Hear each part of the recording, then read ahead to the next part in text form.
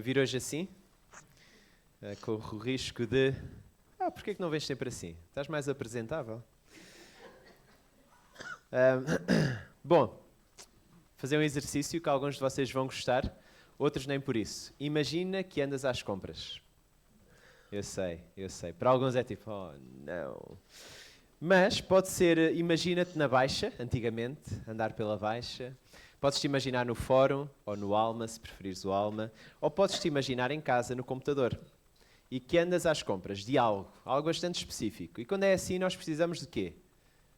Critérios ou filtros, precisamos de paciência também. Ou seja, precisamos de ir filtrando consoante aquilo que nós achamos mais importante. Então, se eu vos desse uma lista de compras para vocês arranjarem os critérios e depois irem à procura. E a lista de compras é uma coisa só. Igreja. Igreja. Então vocês vão pensar nos vários critérios, não é? Naqueles filtros. Se calhar iam colocar uma cruz no estacionamento. Convém ter estacionamento ao pé. Café, sim, por favor. Delta, de preferência. Ou talvez música. Bastantes músicos, bastantes instrumentos. Talvez pregação, boa pregação. Talvez obra social, precisa ter banco alimentar, precisa ter uma loja social.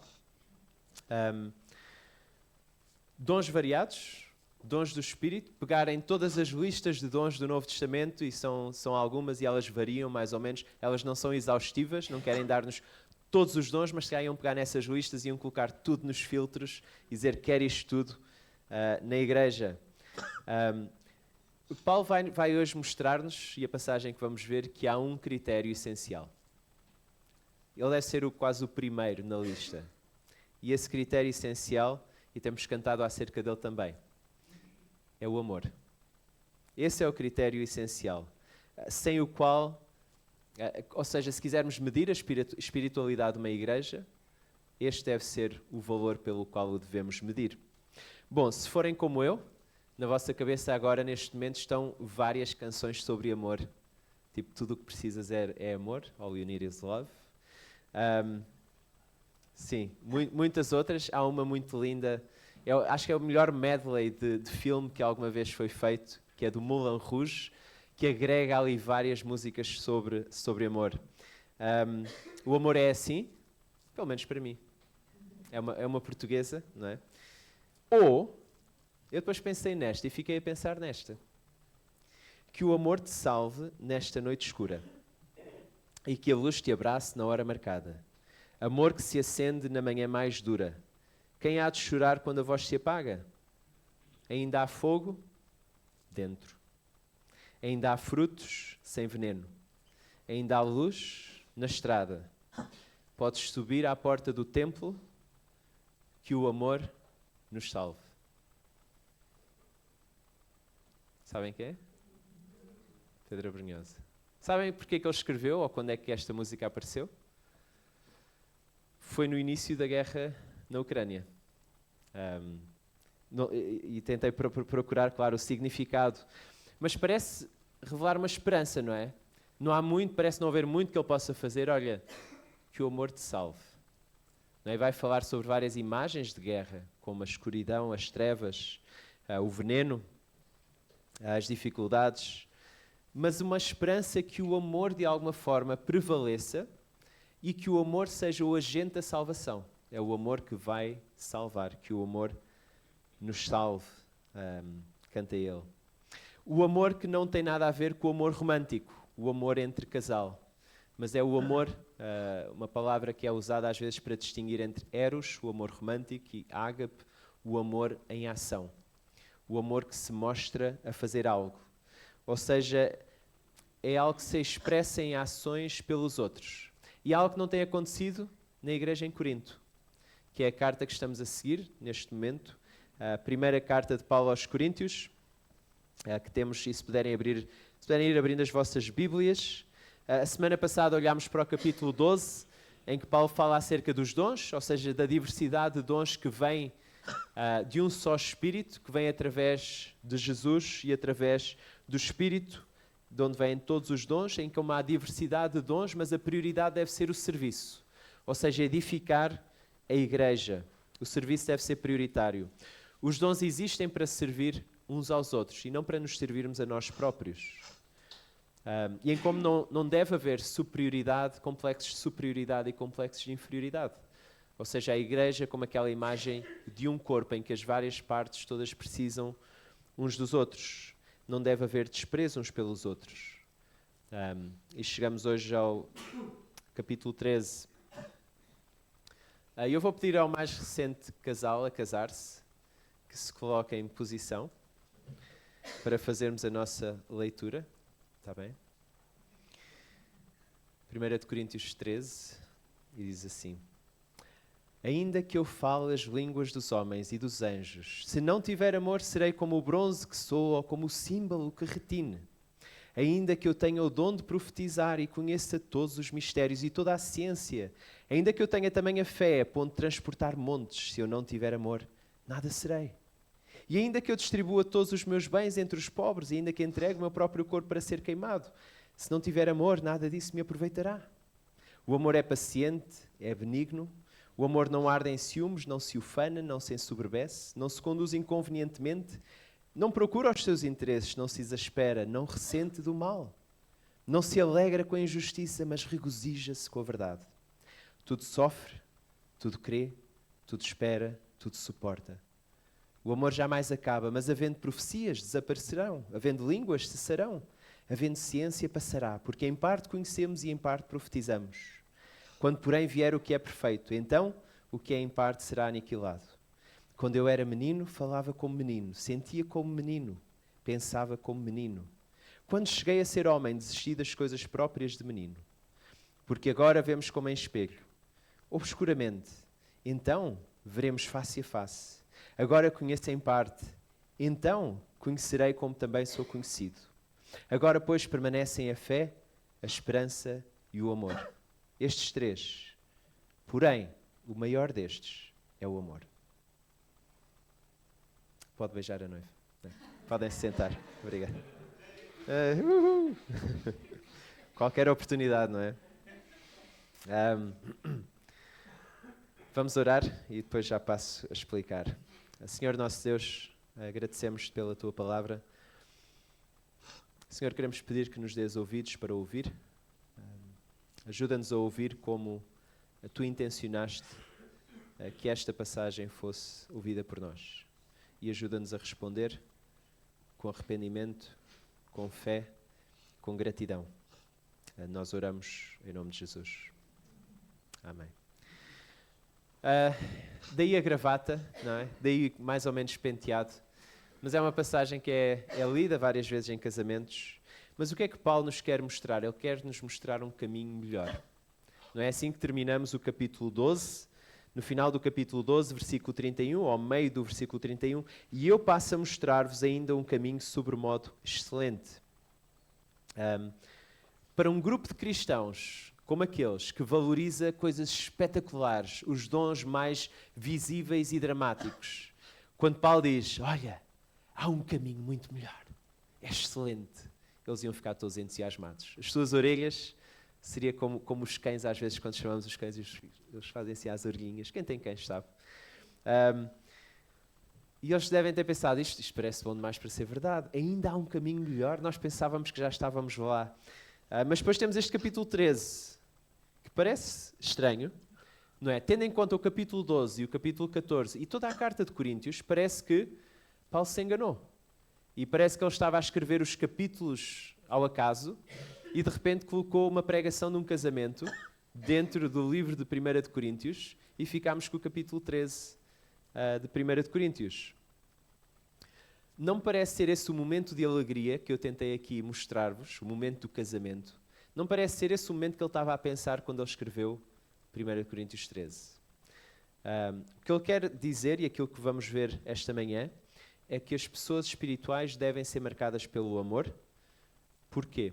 Porque o amor é essencial, ou seja, o amor deve estar presente. O amor é expressivo, ele expressa-se, ele age, e também porque o amor é eterno, ele não para. Ele vai sempre continuar. Então, estas três coisas. O amor é essencial, é expressivo e é eterno. Se lembrarem, se olharem para a lista de dons no capítulo 12, que mais uma vez não era uma lista exaustiva, nos versículos 28 a 30, Paulo coloca o dom de línguas em último lugar. E ele fez isso de propósito porque era o dom mais valorizado por aqueles cristãos em Corinto. Porque infelizmente ele era usado mais para show-off, mais para exibição, do que necessariamente para servir e edificar a igreja. E nesta secção, Paulo dá-nos agora 3 exemplos de dons ou atividades que sem o ingrediente essencial, sem o amor, eles não valem de nada. Nos versículos 1 a 3. E reparem que a estrutura é a mesma. Ainda que, e depois vem o dom, eu falo línguas dos homens. Mas se for sem algo, se for sem amor, qual é o resultado? Temos aí o bronze que soa, o símbolo que retine. Ou seja, o que é que ele está a dizer? Ainda que eu tenha o dom de línguas, se eu não tiver amor, eu sou como aquele adolescente que coloca a aparelhagem no máximo, e eu estou a pensar naquelas aparelhagens antigas, que têm aquele coisa para rodar, e não no telemóvel e assim, que coloca a aparelhagem no máximo, naquela música que ninguém quer ouvir em casa, e que é barulho. É barulho. E é chocante, mas é isto que Paulo está a dizer. Olha, o dom a maneira como vocês estão a usar o dom, quando o fazem sem amor, é barulho. É barulho. É como estar só a fazer barulho e ser um incómodo. E é isso que Paulo quer lhes mostrar. Ou seja, não parece algo para ser dito num casamento. Mas logo a seguir ele usa o dom de línguas, mas ele depois vai para a profecia, talvez para a pregação. Ou seja, se faço a melhor pregação, se tenho uma fé capaz de coisas incríveis, de pegar na serra do saco e trazê-la para aqui, teria sido melhor, mais perto, não é? Sem amor, nada serei. Nada serei. De que é que adianta estar a pregar sem amor? Nada serei. Se entrego, terceiro exemplo, se entrego o que sou e o que tenho para o bem dos outros. Sem amor tenho negativa, tenho nega. Não tenho aproveitamento. E para aqueles cristãos, estes 3 exemplos seriam uma maneira de ver como a igreja tem vitalidade espiritual. A presença do Espírito, manifestação dos dons. E Paulo diz, olha, isso, sem amor, de nada vale. De nada vale. É barulho, é negativo, não é necessário. Não deve haver na igreja.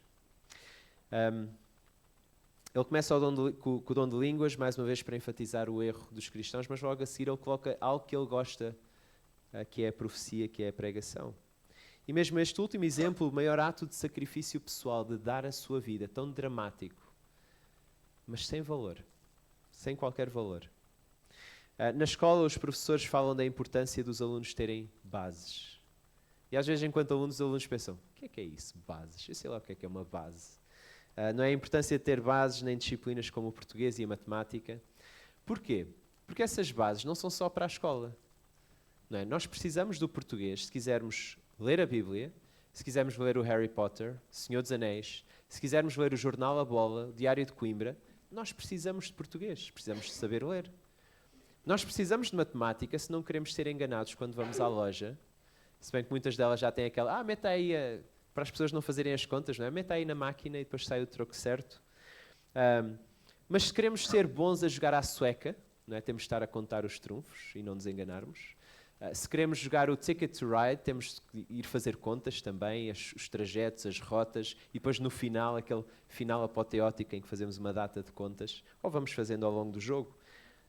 Mas sem matemática é difícil. É difícil. Ou seja, são bases que se mantêm, que continuam, não apenas para a escola. E é isso que Paulo nos está aqui a dizer acerca do amor.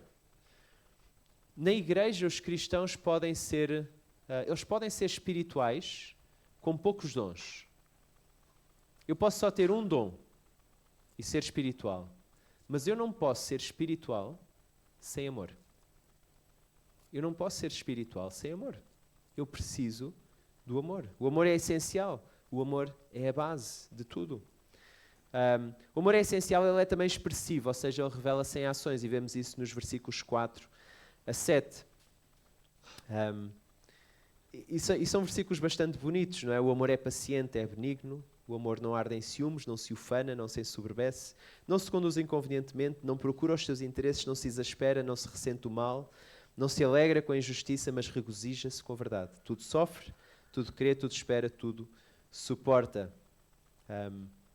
Ou seja, o que é o amor? O que é o amor? Não é? Podemos pegar na música do Pedro Abrunhosa e dizer, olha, que o amor te salve, que o amor vá fazer alguma coisa. E é esse amor que Paulo está aqui a falar. É um amor que faz. Nós temos um versículo muito conhecido na Bíblia, João 3:16. Porque Deus amou o mundo. E depois passa para o 17, não é? Acabou aí. Se acabasse, não acaba, não é? Mas porque Deus amou o mundo. Ai, que bom, que giro, aquece o nosso coração. Mas será que? Não, o versículo continua. Porque Deus amou o mundo, Ele fez algo. Ele enviou o seu Filho para salvar, para todos aqueles que crerem nele, não perecerem, mas tenham a vida eterna. O amor expressa-se em ações.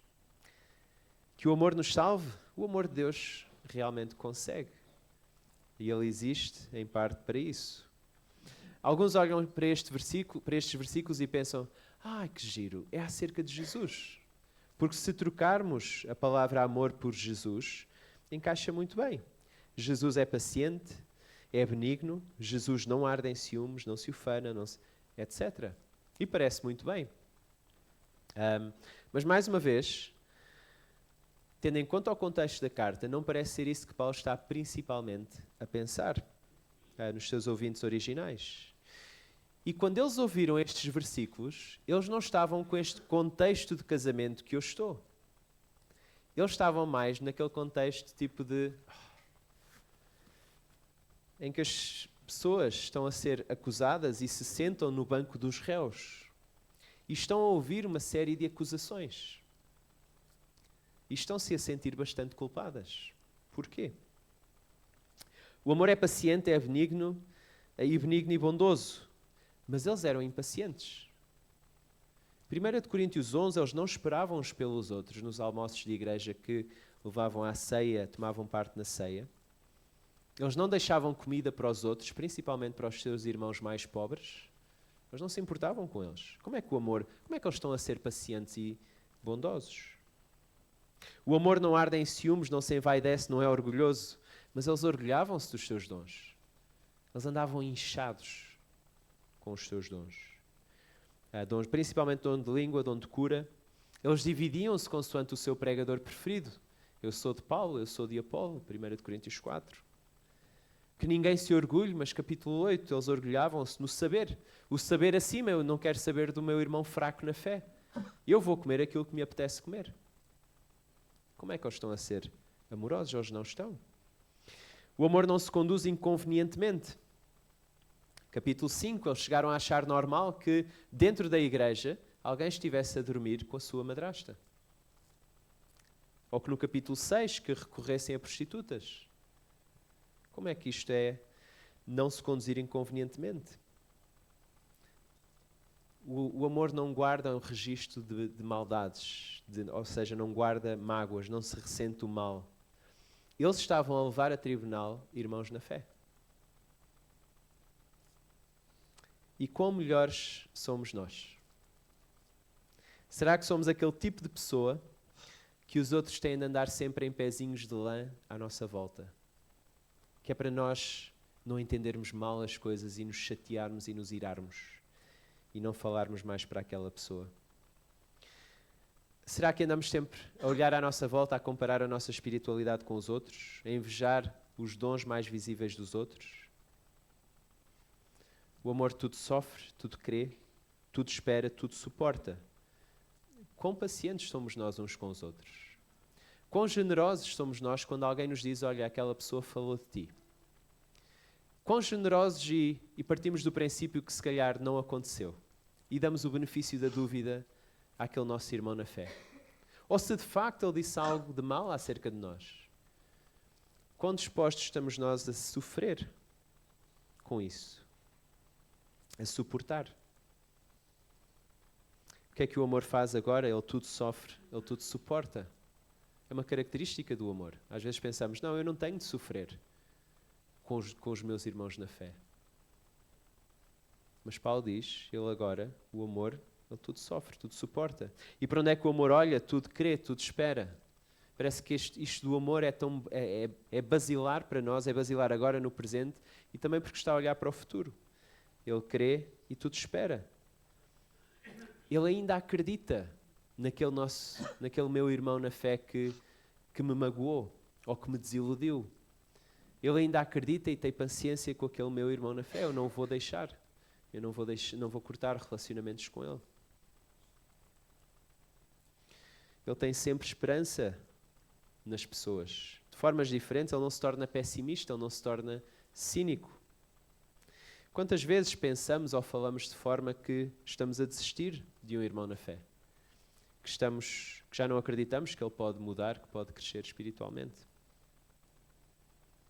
E falo por mim, porque isso já aconteceu várias vezes. O amor é essencial, ele deve estar presente, ele deve ser a base para tudo aquilo que fazemos, para todos os outros dons. O amor também é expressivo, ele manifesta-se concretamente pelos outros. E por último, o amor também é eterno. Versículos 8 a 13. O amor jamais acaba, mas havendo profecias desaparecerão, havendo línguas cessarão, havendo ciência passará, porque em parte conhecemos e em parte profetizamos. Quando, porém, vier o que é perfeito, então o que é em parte será aniquilado. Quando eu era... E há aqui partes que são assim um bocado difíceis de perceber, não é? Principalmente quando ele começa a dizer no versículo 11, quando eu era menino, falava como menino, sentia como menino, pensava como menino. Quando cheguei a ser homem, desisti das coisas próprias de menino. Porque agora vemos como em espelho, obscuramente, então veremos face a face.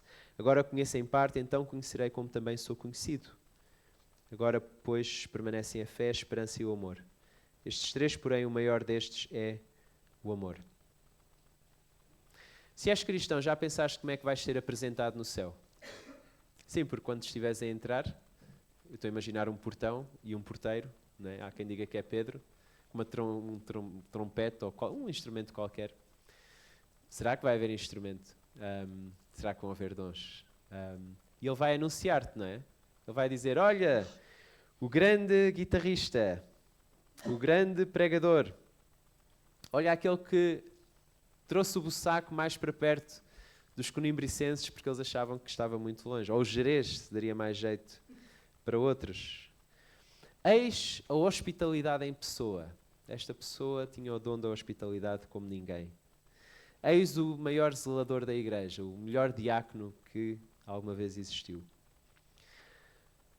Parece que Paulo está a dizer é que nada disto vai importar. Porque tudo isto vai terminar. É esta a sua argumentação. Ele vai fazer um contraste entre aquilo que vai terminar e aquilo que é eterno. Entre aquilo que é em parte e aquilo que é completo. Entre aquilo que somos enquanto criança e aquilo que somos enquanto adultos. Não sei se, como eu, vocês têm alguma dificuldade em guardar coisas, em pensar o que é que vai dar jeito. Não é a grande pergunta que fazemos, não é? Será que isto ainda vai dar jeito? Com crianças é fácil ver o que fica para trás e o que já não é preciso. Não é? Se estás no último filho, eu sei que às vezes é difícil de saber isso, se estás no último filho ou não, mas se estás no último filho, ele tem 12 anos ou pelo menos 1,35 m, o que é que já não precisas? Sistema de retenção. Qual cadeira? Fala em termos corretos, não estou a brincar. Sim, a cadeirinha, não é? Ou o banco elevatório, ou o sistema de retenção da criança, já não precisa. Mas depois será que deitamos fora, ou que damos a alguém, ou será que pensamos, isto se calhar ainda me vai ser preciso para alguma coisa, e vou guardar. Na vida cristã, como é que fazemos isso? Ou seja, quais os aspectos que podem ficar para trás, e quais é que devem acompanhar a nossa vida até ao fim? Ou seja, a pergunta é quais são eternos. E Paulo diz, olha, o amor jamais acaba. Por isso é nisso que tu deves focar. É isso que tu deves valorizar agora. É principalmente o amor, porque o amor não acaba.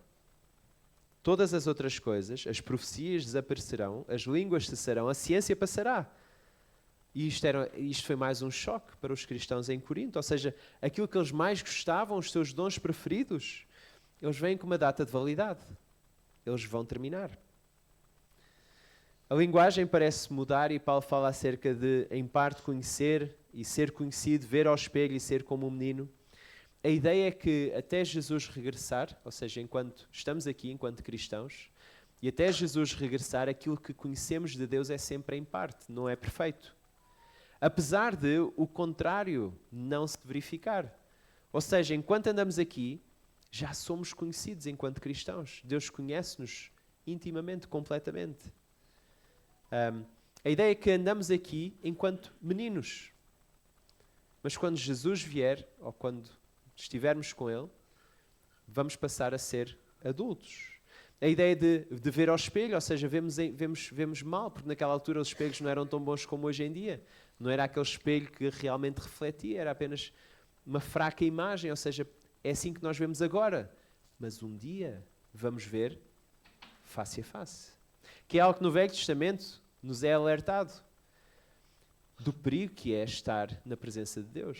Ou seja, quando lemos o Gênesis, Êxodo, os profetas, por exemplo, Isaías, ou seja, a ideia de estar na presença de um Deus santo, sendo nós pecadores, é bastante perigoso. Moisés queria ver Deus face a face e Deus disse que não, eu vou-te mostrar a minha glória. Mas este desejo de conhecermos plenamente, este desejo de ver Deus face a face, isto vai acontecer um dia, mas não agora. Não agora. Por agora conhecemos em parte. Enquanto cristãos, aproximamos-nos cada vez mais desse dia. E enquanto estamos a ir para lá, devemos valorizar aquilo que vai ser eterno, que é o amor. Aquilo que dura. Será que hoje estamos a valorizar mais o amor nas nossas vidas enquanto cristãos? Ou será que achamos que o amor é algo opcional? Desde que eu vá e toque a minha parte, que cante a minha parte, que faça a minha parte, que limpe a minha parte, que projete a minha parte. Desde que eu faça isso, não preciso de fazer mais nada. Que partilhe a minha parte nas redes sociais. Por isso, o que é que devemos fazer? Se calhar devemos valorizar menos os dons, em prol de valorizar muito mais o amor. Devemos usar os dons agora, até chegarmos a adultos. Depois já não será preciso. Será como o sistema de retenção. Deixa de ser necessário. Porquê? Porque em adultos, quando estivermos na presença de Deus, a fé já não é precisa. Já não precisamos de ter fé, porque estamos com Deus. Já não precisamos de esperar, porque já estamos com Deus. Por isso é que a fé e a esperança vão terminar. Mas o amor não. Porque estaremos num relacionamento amoroso com Deus para a eternidade. A música do Abrunhosa é bonita. É um desejo para outros, não é? Que o amor te salve nesta noite escura e que a luz te abrace na hora marcada. Amor que se acende na manhã mais escura. Quem há de chorar quando a voz se apaga? Ainda há fogo dentro, ainda há frutos sem veneno, ainda há luz na estrada. Podes subir à porta do templo, que o amor nos salve. Reparem na linguagem, não sei se repararam, é interessante. Fala em noite, em algo escuro e luz. Fala em choro. Fala em algo que há dentro de nós. Fala acerca de subir ao templo. Mas depois diz que o amor te salve, que o amor nos salve. A questão é, quem é que vai fazer isto? Podemos dizer, olha, que o amor te salve. Mas quem é que vai fazer? Quem vai mostrar este amor? Quem é que vai personificar este amor? Quando ele escreveu a música a pensar na Ucrânia, quem é que vai personificar este amor? É a ONU? É o Donald Trump? Sou eu e tu? Como é que aqueles que estão às portas da morte podem ter esperança? Como é que a luz pode permanecer acesa? Como é que este acesso ao lugar santo pode ser feito? Quem é que o vai fazer? Há uma passagem que eu gosto muito, e temos focado aqui muito acerca da cruz. E quando Jesus estava na cruz, ele estava lado a lado com duas pessoas que não tinham esperança nenhuma, de quem todos já tinham desistido. Eles eram criminosos, eles eram assassinos, eles mereciam morrer. Mas para um deles, ainda houve esperança. Porque ele olhou para Jesus e ele disse, ele não merece estar aqui. Ele olhou para si próprio. Ele disse, eu mereço estar aqui. E ele faz um pedido a Jesus. Lembra-te de mim. E Jesus podia ter dito, olha, que o amor te salve nesta noite escura. Que a luz te abrace na hora marcada. Que o amor nos salve, estamos perdidos. Mas graças a Deus não foi isso que Jesus disse. Ele disse, ainda hoje estarás comigo. Ainda hoje estarás comigo. Aquele de quem todos tinham desistido. E é assim que o amor de Deus se manifestou de forma suprema. Foi na cruz. Ele enviou o seu Filho para ele morrer na cruz. Para quê? Para nós podermos ter acesso, para nós podermos não apenas subir à porta do templo, mas para nós estarmos na presença de Deus e sermos aceites por Ele, por causa daquilo que Jesus fez. E é com esta ideia que nós nos devemos alimentar a cada dia, porque o amor não vem naturalmente uns pelos outros, pois não. Não é fácil. Então devemos lembrar quem somos. Nós merecemos a morte. Devemos lembrar quem somos em Cristo. Ele entregou a sua vida por mim. E que isso possa alimentar o nosso amor uns pelos outros. É esse amor que nós vemos a expressar-se sacrificialmente. É o amor que é essencial, o amor de Deus por nós. É um amor que se expressa em ações. Ele veio para nos salvar. E é um amor que nos abre a porta à eternidade. Ele próprio é um amor eterno. Até lá que o amor de Deus seja o que impulsiona a nossa vida. A nossa vida a servir a Deus e a servir uns aos outros. Vamos orar. Senhor nosso Deus, queremos ouvir esta passagem da forma como Tu intencionaste que ela fosse ouvida. Por pessoas, por cristãos que estão a falhar. Por cristãos que estão a valorizar as coisas erradas, principalmente. Por cristãos que estão a olhar para o amor como algo opcional. Por cristãos que estão a esquecer quem eles eram e quem eles são agora. Senhor, ajuda-nos a não cometer o mesmo erro. Ajuda-nos a ouvir esta manhã aquilo que Tu tens para nós. Ajuda-nos a ouvir que o amor deve ser algo que nós damos prioridade, que nós procuramos em Ti. Algo que não apenas deve ser essencial para tudo aquilo que fazemos, mas algo que nós devemos expressar em ações concretas uns com os outros. É um amor que custa, é um amor que tem um custo e vai-nos custar. Ajuda-nos a lembrar aquilo que custou a Ti. E que isso nos possa encorajar e inspirar a continuar, agora enquanto meninos, até chegarmos a adultos, até Te vermos face a face, em que já não iremos precisar de outros dons, mas o amor permanecerá. Graças a Deus. Nós oramos em nome de Jesus. Amém.